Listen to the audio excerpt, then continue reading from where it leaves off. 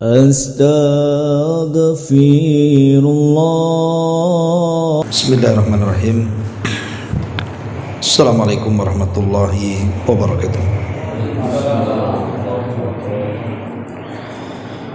Alhamdulillah wassalatu wassalamu ala Rasulillah wa ala alihi wa sahbihi wa mawalah wa la hawla wa la quwata illa billahi wa ba'du.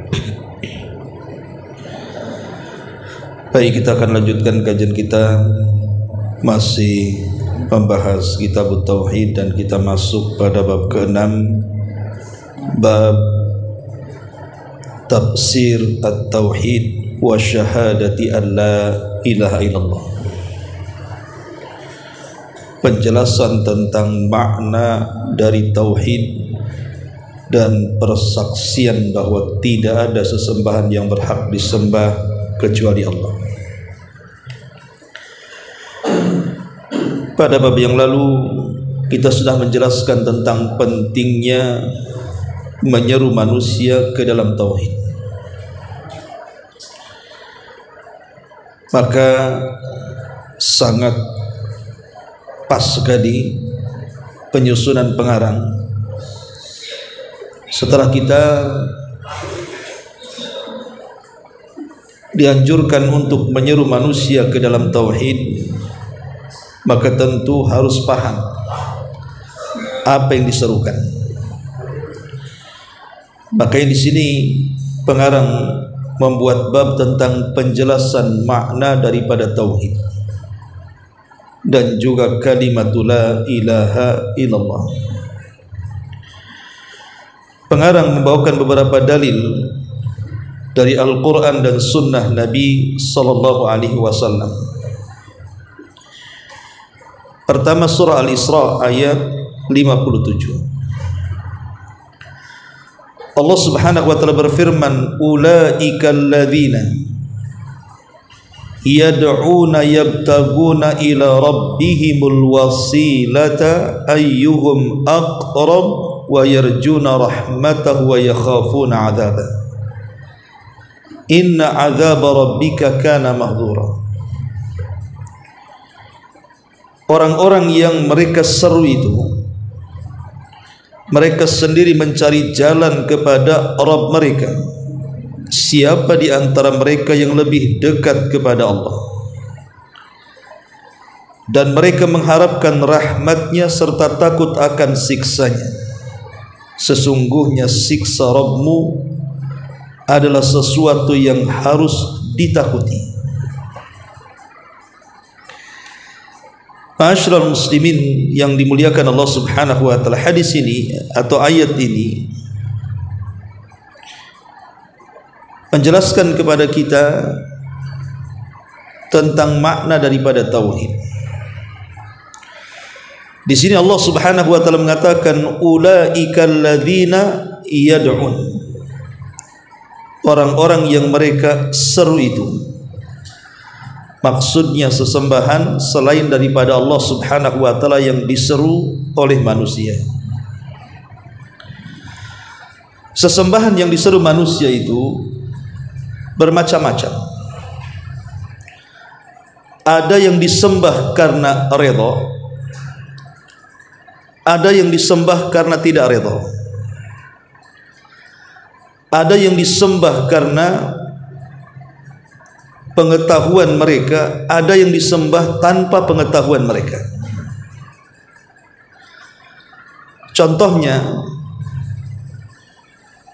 sesembahan yang disembah karena redha, seperti umpamanya Fir'aun.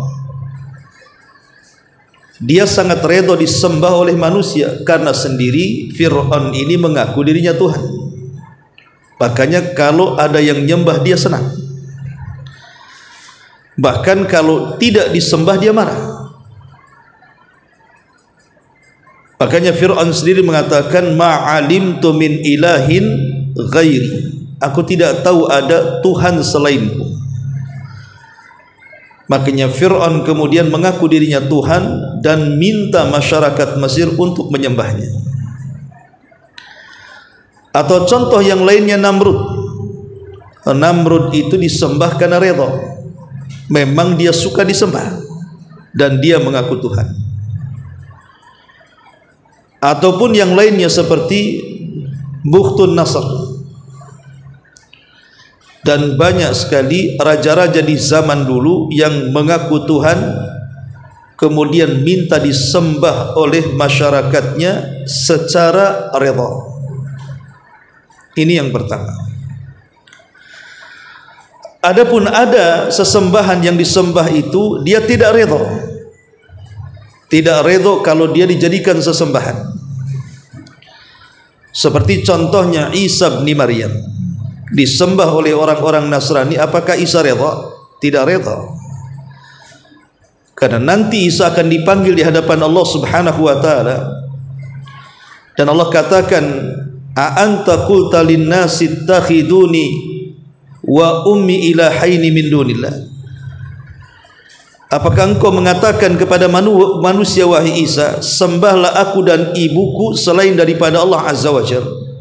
Maka Isa menyangkal, bahkan mengatakan, subhanak, maha suci engkau ya Allah, enggak mungkin aku mengatakan seperti itu. Jadi Isa sendiri tidak redha kalau disembah. Atau Uzair, nabi yang disembah orang-orang Yahudi. Uzair tidak redha kalau mereka disembah, menyembah Uzair, karena Uzair ini orang saleh. Atau ada sebagian orang yang kemudian menyembah Nabi SAW. Apakah Nabi kemudian redha disembah? Bahkan Nabi SAW sendiri marah ketika ada orang yang mengatakan Masya Allahu wa syi'ta, atas kehendak Allah dan kamu. Maka Rasul mengatakan, aja'altani lillahi niddan, apakah engkau akan menjadikan aku tandingan kepada Allah? Jadi ada zat yang disembah itu mereka tidak redha. Kemudian yang ketiga, ada sesembahan itu disembah tanpa sepengetahuannya. Seperti umpamanya orang-orang yang menyembah batu. Apa batu tahu kalau dia jadikan Tuhan? Kan tidak tahu, batu tidak berakal. Ataupun orang-orang yang menyembah pohon. Apa pohon tahu kalau seandainya dia disembah? Pohon itu tidak berakal, dia tidak tahu. Atau umpamanya ada orang yang menyembah matahari, bulan, bintang, bahkan hewan-hewan, mereka tidak tahu kalau mereka dijadikan sesembahan selain daripada Allah Azza wa Jalla. Jadi sesembahan selain daripada Allah itu ada yang bersifat rela dia disembah seperti Fir'aun, Namrud, Bukhtun Nasr. Ada yang tidak rela disembah seperti Rasul, kemudian Uzair, Isa, bahkan para malaikat itu sendiri. Ya. Ada yang disembah karena tanpa sepengetahuannya, seperti pepohonan, bebatuan, binatang-binatang dan yang semacamnya. Nah, di sini Allah Subhanahu wa taala mengatakan ulaika yad'una, ulaika alladzina yad'una, orang-orang yang mereka seru itu. Ini kan umum, siapapun yang mereka seru selain daripada Allah, entah menyeru malaikat, entah menyeru jin, entah menyeru macam-macam, ya. Yabtaguna ila rabbihimul wasilah, mereka sendiri mencari-cari jalan kepada Rabb mereka. Siapa di antara mereka? Ayyuhum aqrab, yang lebih dekat kepada Allah Subhanahu wa taala. Jadi orang-orang yang dianggap sebagai Tuhan selain daripada Allah Azza wa Jalla, seperti Isa yang disembah oleh orang Nasrani, seperti Uzair, atau sebagian kaum muslimin yang menjadikan kuburan-kuburan para wali dijadikan sesembahan selain daripada Allah, meminta di situ, bernazar di situ, tawaf di situ, dan begitu seterusnya. Lah orang-orang ini, baik Isa, baik Uzair, baik para wali, mereka sendiri berharap kepada Allah Subhanahu wa taala, mencari wasilah agar mereka dekat dengan Allah. Kalau seandainya orang-orang yang disembah selain daripada Allah mencari kedekatan kepada Allah, lalu kenapa kita menjadikan mereka sesembahan? Kenapa tidak langsung kepada Allah saja?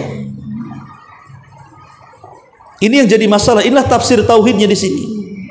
Kenapa tidak langsung menyembah Allah?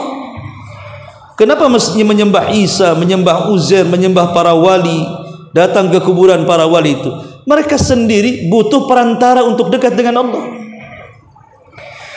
Ma'asyiral muslimin yang dimuliakan Allah Subhanahu wa taala, Abdullah ibn Mas'ud radhiyallahu anhu memberikan catatan kepada ayat ini, bahwa ayat ini, kata beliau, adalah turun kepada orang-orang musyrik jahiliyah. Orang-orang musyrik jahiliyah. Jadi sebelum Nabi SAW diutus, ada sebagian orang-orang musyrik jahiliyah itu mereka menyembah jin. Mereka menyembah kalangan jin. Makanya orang-orang musyrik itu kalau mereka lewat di sebuah tempat yang menyeramkan, maka mereka akan permisi kepada tempat itu, kepada penghuni yang menghuni tempat itu. Maksudnya kepada para jin. Bahkan sebagian mereka menyembahnya. Tetapi setelah Nabi SAW diutus, jin-jin yang mereka sembah itu masuk Islam. Jin-jin yang disembah orang-orang musyrik itu masuk Islam tanpa sepengetahuan orang-orang musyrik yang menyembahnya. Jadi jinnya yang masuk Islam berlepas diri dari sesembahan itu, sementara orang-orang musyrik tidak tahu kalau jin itu sudah masuk Islam, masih juga disembahnya. Makanya di sini turun ayat, ulaikal ladzina yad'una yabtaguna ila rabbihimul wasilata ayyuhum aqrab. Jadi orang-orang yang diseru dari kalangan jin itu, mereka sendiri ingin mendekatkan kepada Allah Subhanahu wa taala sedekat mungkin. Jadi jinnya sudah tobat masuk Islam, kemudian ingin mendekatkan diri kepada Allah, sementara orang-orang musyriknya masih terus saja menyembah dia. Ma'asyiral muslimin yang dimuliakan Allah Azza wa Jalla, inilah yang dikatakan Abdullah bin Mas'ud radhiyallahu anhu. Kemudian Allah mengatakan, ulaikal ladzina yad'una yabtaguna ila rabbihimul wasila ayyuhum aqrab wa yarjuna rahmatahu wa yakhafuna 'adzabah. Di mana mereka, orang-orang yang disembah selain daripada Allah, ketika mereka ingin mencari wasilah, mencari perantara agar dekat dengan Allah Subhanahu wa taala, mereka sangat mengharap dan sangat takut kepada Allah Azza wa Jalla. Dan di sini ayat ini menyebutkan tentang rukun daripada rukun-rukun ibadah. Bahwa rukun ibadah itu ada 3, dan itu harus terkumpul dalam ibadah kalau ibadah kita ingin diterima. Pertama, menanamkan perasaan cinta. Tidak boleh ibadah dilakukan kecuali karena cinta. Tidak boleh ibadah terpaksa itu. Antum sholat terpaksa nggak akan diterima. Antum sedekah terpaksa nggak akan diterima. Ibadah itu harus didasari rasa cinta kepada Allah. Yang kedua, takut. Ibadah itu harus didasari rasa takut. Takut kalau sholatnya tidak diterima. Takut kalau zakatnya ditolak. Takut kalau hajinya tidak dapat pahala. Kemudian yang ketiga, ibadah itu harus didasari perasaan raja, harapan. Mudah-mudahan dengan salat saya mendapatkan surga. Mudah-mudahan dengan sedekah saya dapat pahala banyak. Mudah-mudahan dengan haji saya bisa dimasukkan ke dalam surga. Ini namanya rukun ibadah. Rukun ibadah. Ma'asyiral muslimin yang dimuliakan Allah Azza wa Jalla, dalam ayat ini Allah mengatakan kalimat al-wasilah. Ada sebagian orang yang salah kaprah ketika memahami kalimat wasilah. Ada sebagian mereka memahami kalimat wasilah itu artinya al-wasita, perantara. Seperti kalau kita menghadap presiden, tidak bisa langsung kecuali lewat ajudan, karena kalau langsung dianggap lancang. Makanya lewat ajudannya dulu, nanti ajudannya yang menyampaikan. Sehingga ketika orang-orang memahami kalimat wasilah dimaknai wasita, perantara, akhirnya orang-orang mentasbih bahwa Allah itu sama dengan presiden. Tidak bisa langsung berdoa kepada Allah, tapi harus lewat perantaranya. Lah perantaranya itulah para wali. Sehingga mereka datang ke kuburan wali-wali, kemudian meminta sesuatu agar wali-wali itu menyampaikan kepada Allah. seolah-olah Allah disamakan dengan presiden. Kalau kita langsung kepada Allah lancang. Kenapa? Karena kita ini banyak dosanya.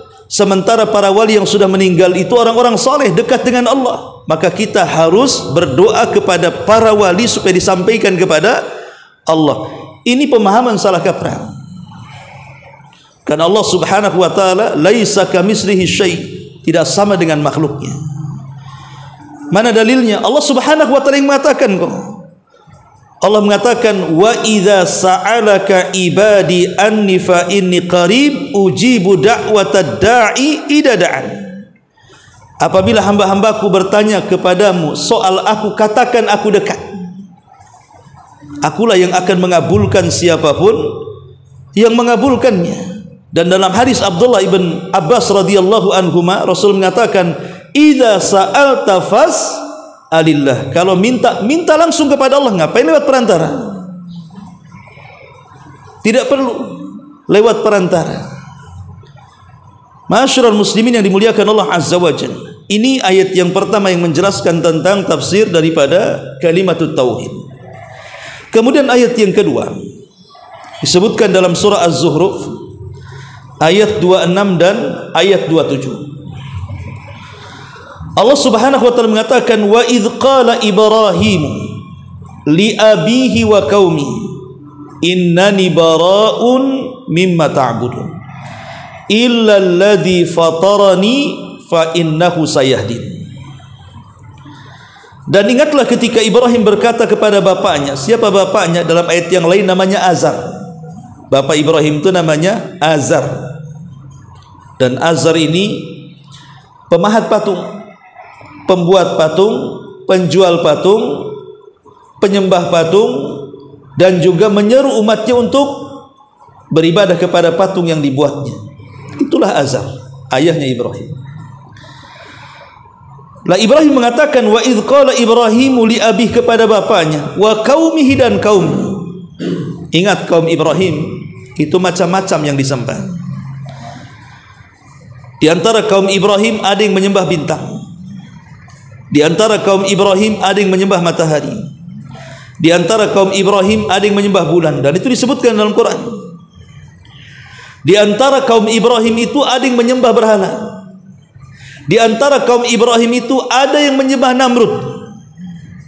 Jadi macam-macam sesembahan di zaman Nabi Ibrahim. Ada yang menyembah Namrud, ada yang menyembah berhala, ada yang menyembah bintang, ada yang menyembah bulan, ada yang menyembah matahari, dan macam-macam sesembahan.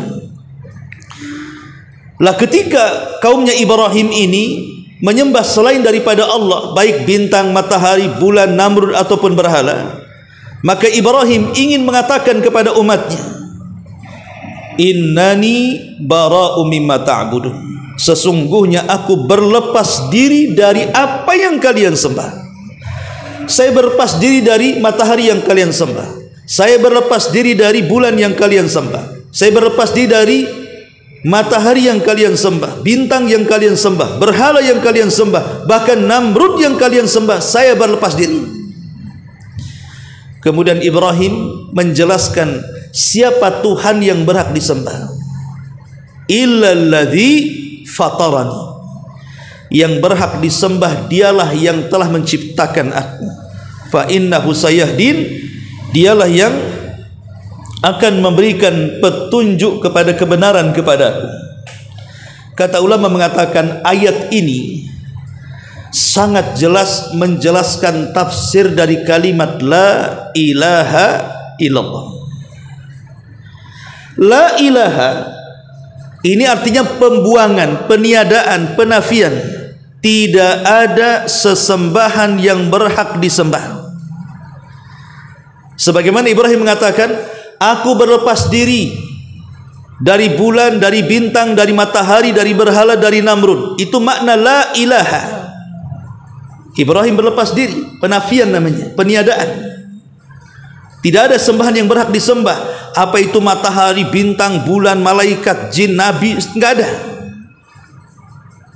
Illalladzi fatarani, itulah makna illallah, kecuali zat yang maha pencipta. Itulah kalimat illallah, kecuali Allah, karena dia yang menciptakan. Inilah tafsir dari kalimat la ilaha illallah. Kenapa Allah Subhanahu wa taala memilih kalimat illalladzi fatarani? Zat yang berhak disembah, dialah yang telah menciptakan. Seolah-olah Allah ingin katakan kepada kita, kalau ada Tuhan selain daripada Allah yang mereka tidak sanggup menciptakan walaupun seekor lalat, apakah layak disembah? Tidak layak. Karena yang layak disembah adalah zat yang sanggup menciptakan. Apakah bintang itu sanggup menciptakan alam semesta? Bintang sendiri tercipta. Apakah matahari itu menciptakan langit dan bumi? Bintang sendiri cipta. Matahari dicipta. Bahkan berhala-berhala dari batu ataupun dari pohon, mereka sendiri dirancang dan dicipta. Sampai Namrud sendiri, Fir'aun sendiri diciptakan Allah.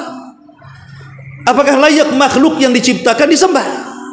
Tidak layak. Yang layak disembah adalah zat yang menciptakan, bukan yang diciptakan. Makanya di zaman Nabi SAW ada seorang sahabat namanya Zubair ibn Mut'im radhiyallahu anhu. Datang ingin membunuh Nabi SAW karena kerabatnya banyak yang meninggal di perang Badar. Dendam dia. Dia bawa pedang dari Mekah, kemudian datang ke kota Madinah.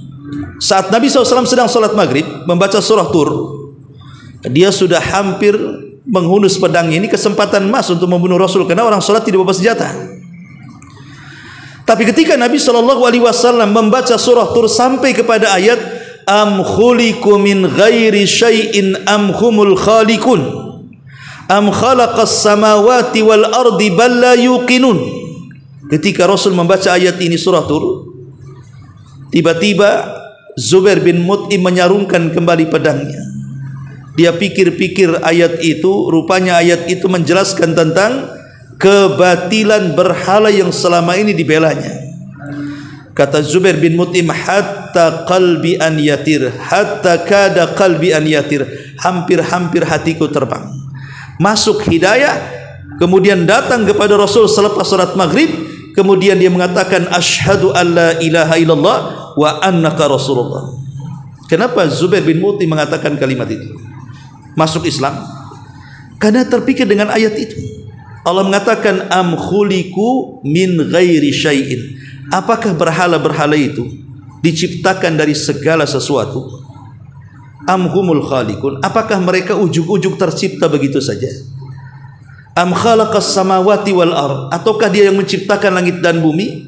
Bal la yuqinun. Bahkan orang-orang musyrik sendiri ragu-ragu terhadap berhalanya.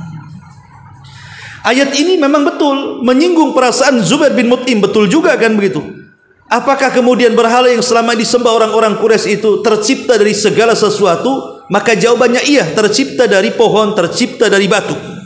Karena tidak mungkin ujug-ujug ada, pasti diciptakan manusia. Kemudian am khalaqas samawati wal ard. Ataukah mereka menciptakan langit dan bumi? Akal pun enggak mungkin. Masa zat yang menciptakan, dia menciptakan langit dan bumi? Masa kemudian berhala yang diciptakan dari batu, dari pohon mampu menciptakan langit dan bumi sementara dia sendiri diciptakan? Disitulah Zubair berpikir, kalau gitu tidak beres itu ciptaan-ciptaan itu. Disitulah hidayah masuk. Makanya di sini Allah mengatakan illalladzi fatarani fa innahu sayahdin. Kecuali zat yang maha menciptakan, itulah yang akan berikan petunjuk kepada kebenaran. Ini ayat yang kedua yang menjelaskan tentang tafsir tauhid dan syahadatu alla ilaha illallah. Kemudian ayat yang ketiga, surah At-Taubah ayat 31.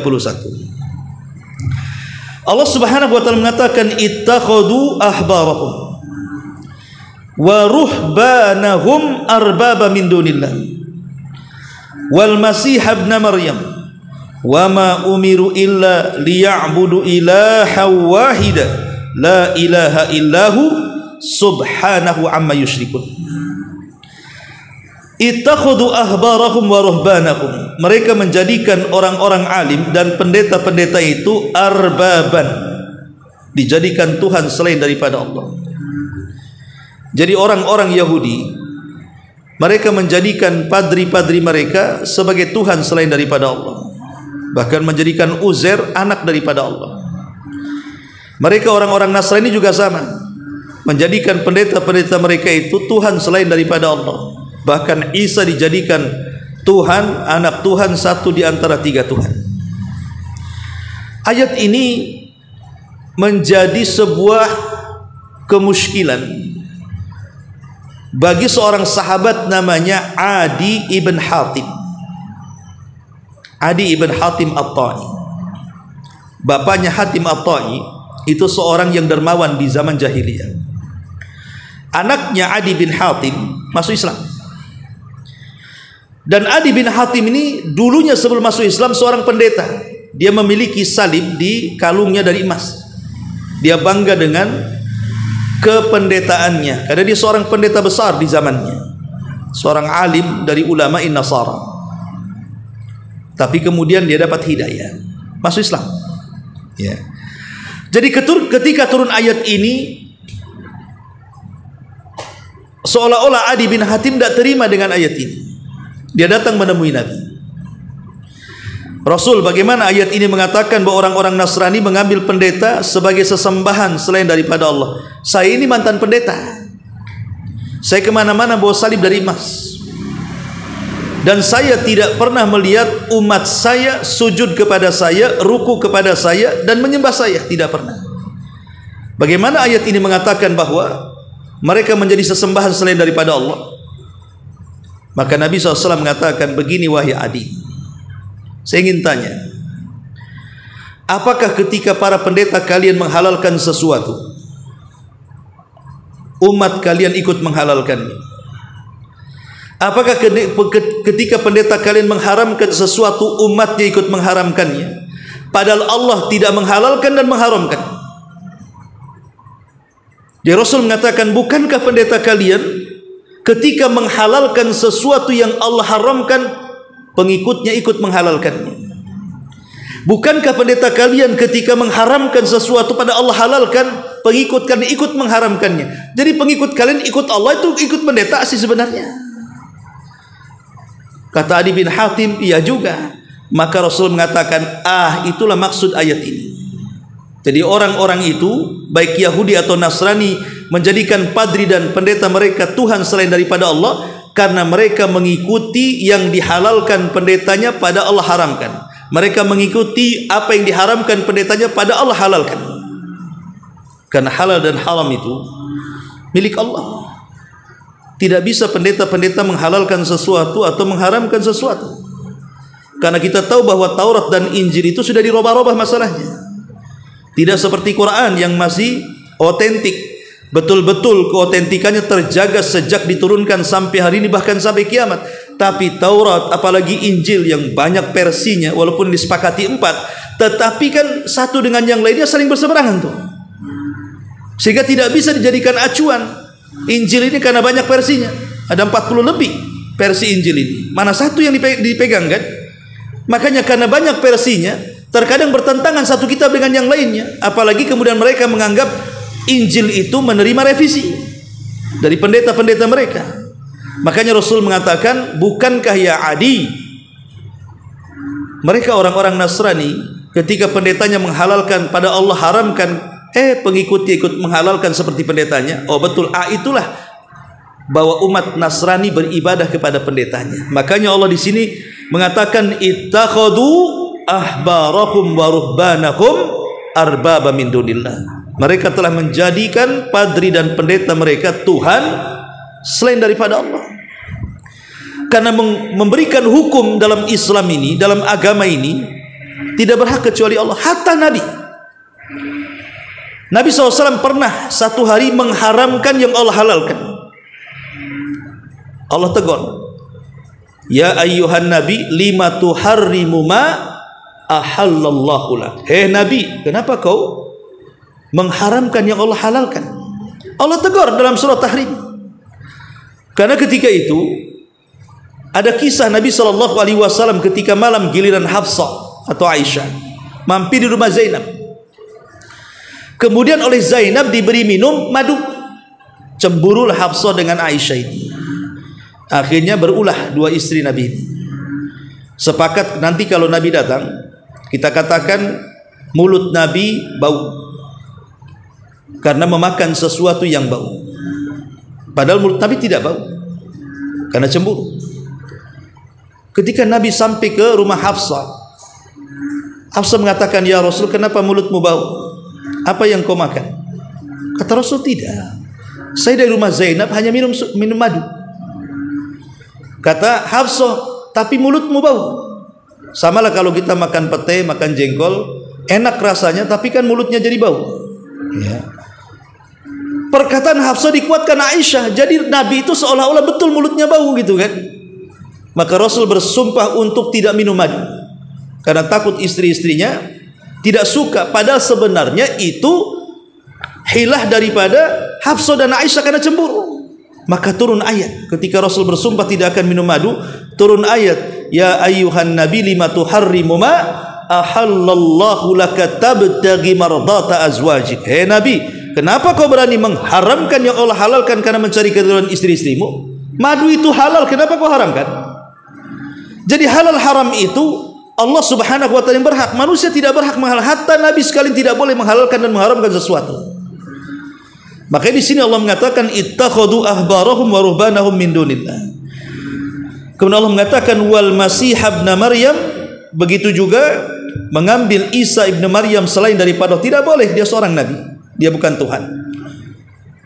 "Wa ma umiru illa liya'budu ilahan wahid." Dan mereka tidak diperintah kecuali untuk beribadah kepada satu Tuhan saja, la ilaha illahu subhanahu amma yusyrikun, yaitu yang tidak ada sesembahan yang berhak disembah kecuali Dia Allah, Maha Suci Allah dari apa yang mereka sekutukan. Ini ayat yang ketiga.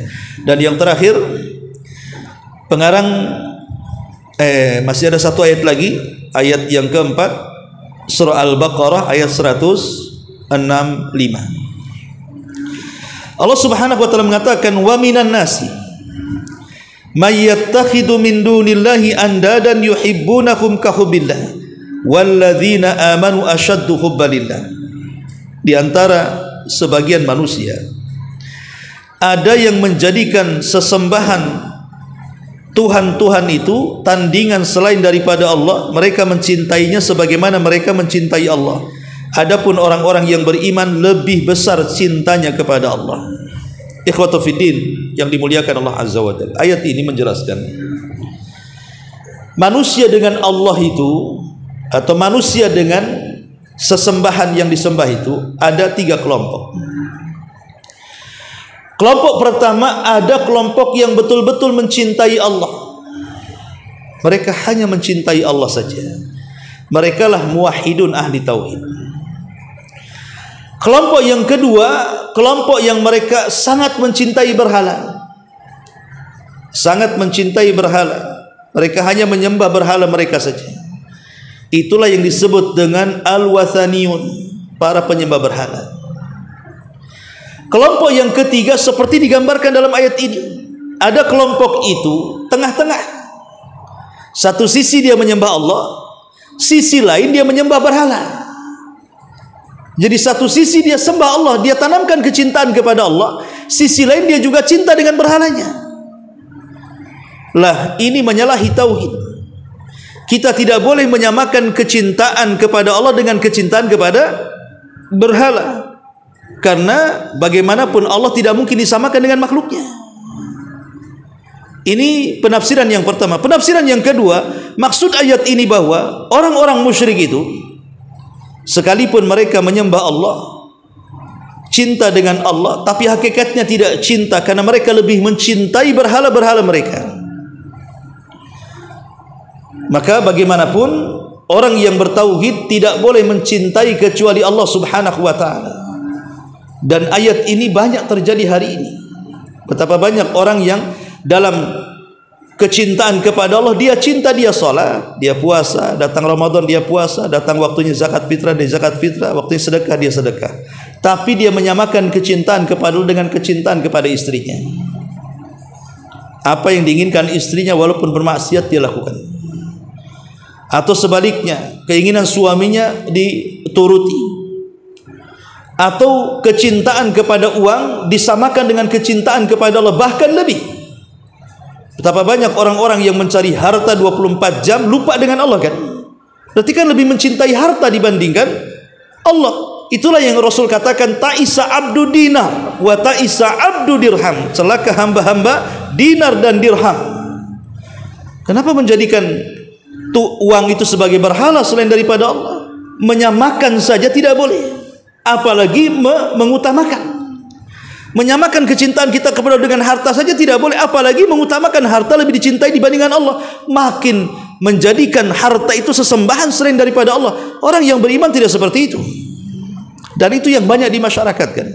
Lebih mencintai dunia, lebih mencintai pangkat, jabatan, kepemimpinan dibandingkan kecintaan dia kepada Allah Subhanahu wa taala. Akhirnya menyengsarakan manusia-manusia di sekitarnya. Tapi orang-orang yang beriman tidak demikian. Walladzina amanu asyaddu hubbalillah. Orang yang beriman lebih cinta kepada dibandingkan yang lainnya. Kita tidak boleh mencintai anak kita, orang tua kita, istri kita, pasangan kita, tidak boleh. Tetap harus Allah dan Rasulnya yang lebih dicintainya. Makanya Nabi SAW mengatakan, an yakunallahu wa rasuluhu ahabbu ilaihi mimma siwahuma. Salah satu orang yang akan mendapatkan halawatul iman, manisnya iman, ketika Allah dan Rasulnya lebih dicintai dibandingkan yang lainnya. Baru dia akan merasakan manisnya iman. Kemudian yang terakhir hadis Nabi SAW, man qala la ilaha illallah. Hadis yang dikeluarkan dalam Sahih Muslim, bahwa Nabi mengatakan, man qala la ilaha illallah wa kafara bima yu'badu min dunillah harrama maluhu wa damuhu wa hisabuhu 'ala Allah. Barang siapa yang mengucapkan kalimat la ilaha illallah dan mengingkari sesembahan selain daripada Allah. Ingat, syarat daripada tauhid harus ada pengingkaran kepada selain daripada Allah. Tidak boleh kita ini hanya mengucapkan kalimat la ilaha illallah tapi kita membiarkan kesyirikan. Kita harus memberantas kesyirikan, tidak boleh diam. Man ra'a minkum munkaran falyughayyir biyadihi. Kalau kita melihat kemungkaran, kita rubah dengan tangan kita, dengan kekuasaan kita, dengan lisan kita, dengan hati kita. Tidak boleh kita diam. Orang yang mengucapkan kalimat la ilaha tidak cukup kalau dia membiarkan kemungkaran, kesyirikan di hadapannya, dia tidak ingkari. Harus diingkari. Dan mengingkari kesyirikan konsekuensinya terkadang berat. Apalagi mengingkari kesyirikan yang sudah merebak di masyarakat kan. Kalau umpamanya ada sebuah tradisi tertentu di masyarakat yang itu berbau kesyirikan, kemudian kita datang, kita tegur, terkadang kita pula yang diusir kan. Terkadang risikonya berat. Tapi itu dah bagian daripada apa? Bagian daripada menegakkan kalimat la ilaha illallah. Tidak hanya mengucapkan, tapi mengingkari lawannya. Ingkari. Di rumah ada keluarga yang masih datang ke dukun, tegur, jangan ke dukun. Di rumah ada orang yang masih gemar memasang jimat, katakan jimat itu haram, syirik, ya, hilangkan. Di rumah masih ada orang yang datang ke kuburan wali-wali kemudian meminta-minta tawaf di situ, bilang jangan minta ke sana, minta langsung kepada Allah. Datang ke masjid salat, minta kepada Allah. Kasih tahu, karena itu bentuk tauhid. Makanya di sini Nabi SAW mengatakan, man qala la ilallah wa kafara bima yu'badu min dunillah. Siapa yang mengucapkan kalimat la ilaha dan mengingkari, bukan diam saja, harus mengingkari sesembahan selain daripada Allah Azza wa Jal, haruma maluhu wa damuhu wa hisabuhu 'ala Allah. Haram hartanya, haram darahnya, adapun perhitungannya terserah kepada Allah Subhanahu wa taala. Jadi pengingkaran kepada kesyirikan itu tugas setiap orang yang muwahhid, ahli tauhid. Lihat Nabi berusaha menjelaskan kalimat la ilaha illallah kepada orang-orang musyrik Arab selama 13 tahun di Mekah, dan berusaha mengingkari orang-orang yang menyembah Lata, Uzza, Manat, Hubal. Bahkan ketika Fatu Mekah, Rasul menghancurkan semua berhalanya. Lihat Ibrahim sampai menghancurkan berhalanya. Dan lihat dakwahnya para nabi. Siang malam Nuh alaihi salatu wassalam hanya ingin mengingkari kesyirikan kaumnya dan menjelaskan hakikat tauhid. Maka seorang dai penyeru tauhid bukan hanya menjelaskan kalimat la ilaha illallah, tapi juga mengingkari kesyirikan sebagai lawan daripada tauhid. Katakan di masyarakat bahwa ini bukan tauhid, ini syirik. Ini yang tauhid, ini syirik, supaya masyarakat tahu. Ini diantara tafsir dan penjelasan kalimat la ilaha illallah. Wallahu alam Sebelum saya tutup, silahkan kalau ada yang mau bertanya. Biasa. Ini kan sebagian kaum muslimin ada yang mengikuti ustadznya, kalau ustadznya mengatakan musik itu boleh atau riba tidak apa-apa, apa termasuk kaum muslimin mengikuti ustadznya itu. Terus sebenarnya kalau saudara kita ada yang terlibat dengan riba itu gimana kan? Atau kita cuek aja atau ngasih tahu gitu? Iya, alhamdulillah, pertanyaan bagus sekali. Karena bagaimanapun tadi dalam surah dalam ayat yang tadi kita bahas, surah At-Taubah tadi, ayat berapa? At-Taubah ayat 31. At-Taubah 31. Ittakhadhu ahbarahum wa ruhbanahum arbaba min dunillah. Mereka mengambil padri dan pendeta dijadikan Tuhan selain daripada Allah. Menjelaskan tentang bentuk sesembahan orang Nasrani atau Yahudi kepada para pendetanya dengan cara apa? Taklid buta. Apa yang dikatakan padrinya, samina wa ata'na. Apa yang dikatakan oleh rahib pendetanya, samina wa ata'na, walaupun bertentangan dengan hukum Allah. Maka ini kurang lebih juga. Kalau seandainya di masyarakat kita ini kemudian mengikuti ustadznya, taklid buta bahasanya, apa yang dikatakan ustadznya, kiainya, ajengannya, tuan gurunya, samina wa ata'na, padahal bertentangan dengan hukum Allah, dan dia tahu, lain kalau tidak tahu ya, dan dia tahu sebenarnya tidak benar, yang benar ini, tapi malah fanatik dengan gurunya, maka kurang lebih masuk pada ayat ini. Dia sadar atau tidak sudah menjadikan kiainya sesembahan selain daripada Allah. Kenapa?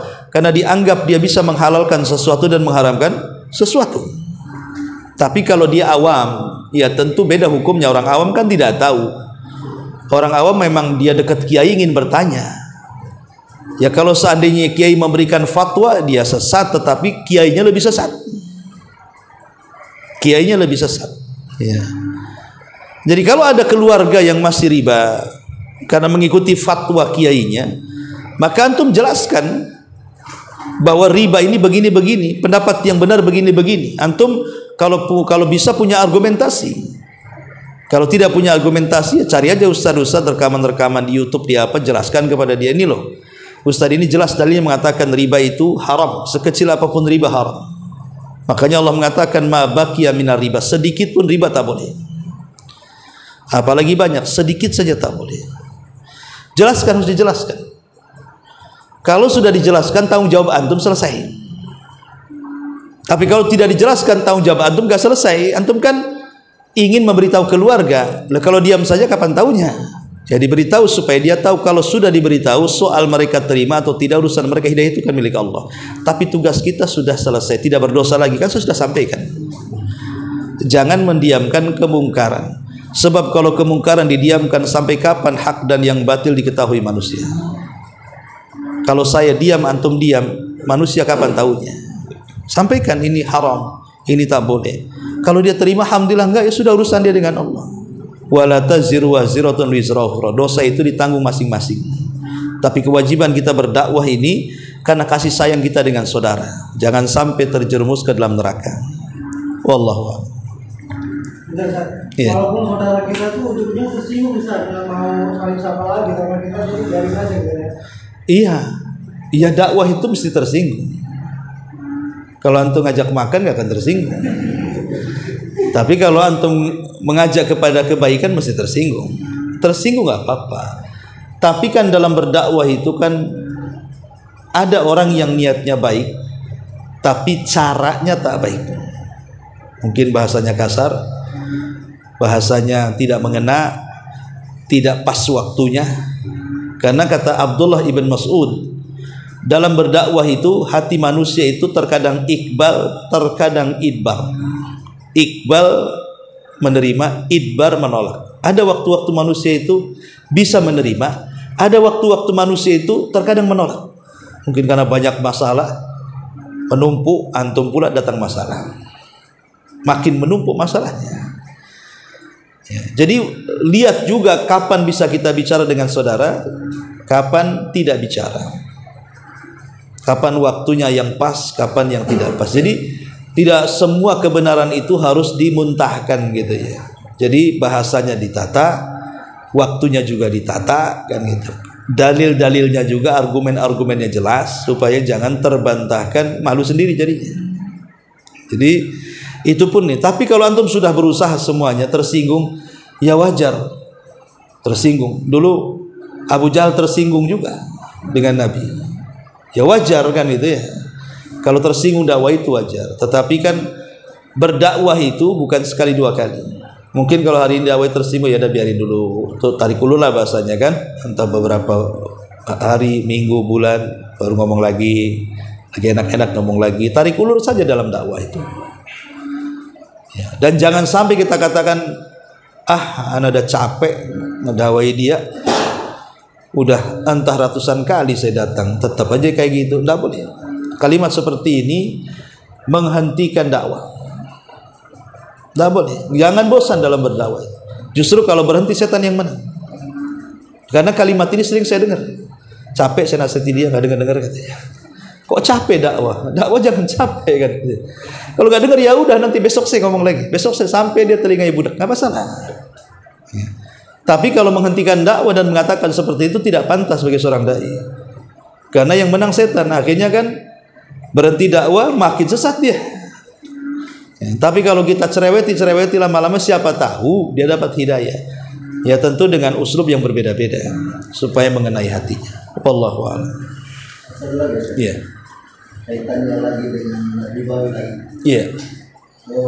Kemarin ini kalau keluarga kita tahu jelas dasar kerja di budaya jelas dibangunkan, apa kita menggunakan dalam acara ketika dipanggil ke rumahnya atau acara-acara yang lain? Kalau seandainya dia ada orang yang melakukan riba, kemudian mengundang kita untuk makan di rumahnya, kalau kita tahu sumbernya cuma satu dari riba saja, sebaiknya tidak. Tapi kalau kita tahu sumbernya banyak sebenarnya, ya dia riba tapi dia punya pekerjaan lain yang halal. Mungkin dia ada beberapa pekerjaan yang halal, ada juga yang haram. Kalau memang banyak pekerjaannya, datang aja. Kita berhusnudzon, mudah-mudahan yang diberi makan dari yang halal. Kalau dia bercabang pekerjaannya. Tapi kalau antum tahu memang kerjanya satu, bandar judi, bandar togel, bandar riba, nggak ada lagi kerjaan kecuali itu, maka sebaiknya jangan. Ya, cari alasan yang banyak. Kalau tahu. Tapi kalau dia banyak pekerjaannya, ya memang betul dia bandar judi, tapi dia punya toko kelontong kok. Nah, kita husnudzon aja, mudah-mudahan yang dikasih makan itu hasil toko kelontongnya, membayangkan. Wallahu a'lam. Iya.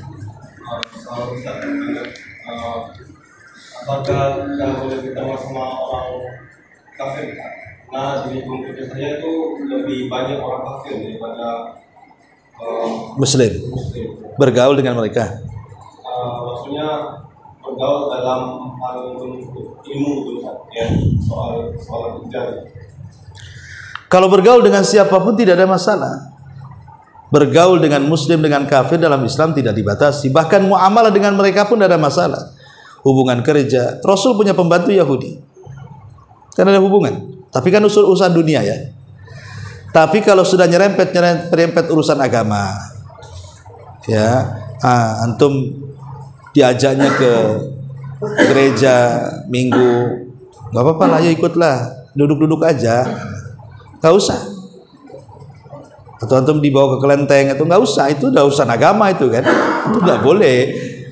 Wala ta'awanu 'alal itsmi wal 'udwan, itu lain lagi, ya. Tapi kalau sebatas muamalah dunia saja, bisnis, berdagang, tidak ada masalah. Atau kalau mulai diskusi agama dan antum tidak bisa menguasai, sebaiknya jangan. Mungkin antum kurang kuat Islam. Ini yang lawannya pula Nasrani yang sudah kuat, sudah paham syubhat-syubhat Islam. Jangan, nanti akan terkena syubhat kita. Ya, jadi muamalah itu, kenapa demikian? Umar loh bawa lembaran Taurat. Siapa Umar? Umar itu orang cerdas. Dia bisa membedakan mana hak dengan yang batil. Tapi Rasul marah. Amutahawikun ya Ibnul Khattab, apa yang di tanganmu? Kau sudah bingung ya? Lempar Tauratmu, nanti kau jadi Yahudi. Padahal Umar, siapa Umar? Umar orang cerdas, tapi Rasul khawatir, namanya hati manusia dibolak-balikan. Kata Rasul, sudah bingung kau Umar. Kau ngapain kau bawa lembaran Taurat? Lempar, buang. Taraktu fikum alal bayda. Ku tinggalkan Islam terang benar. Sudah masih kurang dengan Islam. Kalau Rasul mengkhawatirkan Umar orang cerdas saja pegang lembaran Taurat, apalagi kita pula tidak secerdas Umar. Sok-sokan di zaman sekarang kuliah di perbandingan Islam, Quran nggak dikuasai, Taurat dibacanya, Injil dibacanya, akhirnya jadi liberal.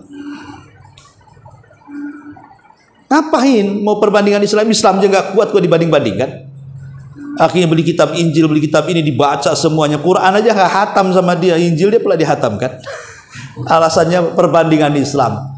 Perbandingan Islam dari mana? Akhirnya ketika dia tidak kenal subhat, masuk ke dalam subhat, ujung-ujungnya dari kalau begitu semua agama sama, kitabnya ada, kan liberal akhirnya. Mana mungkin sama? Orang yang mengatakan Uzair anak Allah, orang yang mengatakan Al-Masih anak Allah dengan mengatakan lam yalid walam yulad walam yakul lahu kufuwan ahad, dia enggak sama. Kenapa bisa disamakan? Itu akhir daripada perbandingan Islam tuh jadinya.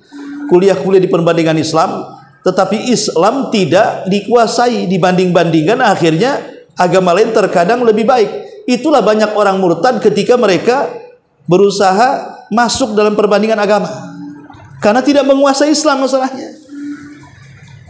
Tidak menguasai Islam. Karena saya kenal, saya punya saudara di Jogja. Saya lihat kamarnya kok banyak Injil di sini. Alasannya apa? Ya biar kita tahu agama lain katanya. Islam aja kau belum baca, agama lain pula pengen tahu. Lama-lama murtad pula. Iya, kuasai dulu agama sendiri. Ya, makanya kan saya juga pernah ada seorang wanita yang murtad di Batam Center itu. Dia murtad. Masuk Nasrani karena ikut suami. Ketika dia masuk Nasrani, suka diajak ke gereja. Kemudian dia ngomong, semenjak saya masuk Nasrani dan sering ke gereja, saya tidak pernah merasa tenang kecuali hari ini. Ya waktu Islam gak pernah ke masjid, gimana mau tenang? Dia bilang setelah dia masuk Kristen, kemudian sering masuk gereja, gak ada ketenangan dalam hidup kecuali hari ini. Loh, Anda ketika Islam aja gak pernah ke masjid, kenapa setelah Nasrani rajin ke gereja pula dikatakan lebih tenang? Itulah setan, ikhwan. Itu syubhat namanya. Coba orang-orang yang rajin ke masjid taklim, saya jamin dia, kalau dia suruh tukar agama, mikir-mikir itu. Kalau memang sudah menguasai Islam, karena kalau sudah orang dapat hidayah, tidak mungkin dia mau kesesatan. Hanya orang awam itu saja yang mereka mau keluar dari Islam karena dunia, karena suami, karena hanya ini orang kaya, bule dan begitu seterusnya kan. Dia jual agamanya dengan dunianya. Hanya itu saja sebenarnya. Ya. Wallahu a'lam. Ya, saya kira cukup. Subhanallah bihamdika, asyhadu an la ilaha illa anta, astaghfiruka wa atubu ilaik. Allahu ta'ala alam. Assalamualaikum warahmatullahi wabarakatuh.